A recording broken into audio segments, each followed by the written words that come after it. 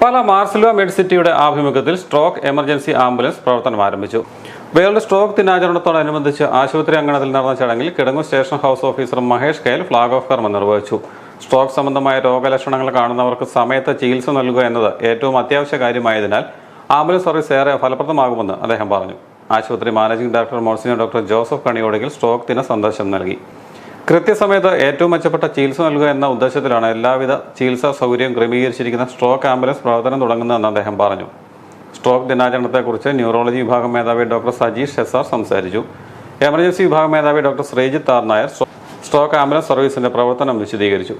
Reverend doctor Emmanuel Parakkat, father Gervasis Sanithottathil തുടങ്ങിയവർ പങ്കെടുത്തു. Stroke സംബന്ധമായ രോഗലക്ഷണങ്ങൾ കണ്ടെത്തുന്നവർക്ക് ഡോക്ടർ സഹിതമുള്ള എമർജൻസി മെഡിക്കൽ ടീം സ്ഥലത്തെത്തി വൈദ്യസഹായം നൽകുവാൻ കഴിയും വിധമാണ് ICU സംവിധാനമുള്ള ആംബുലൻസ് ക്രമീകരിച്ചിരിക്കുന്നത്.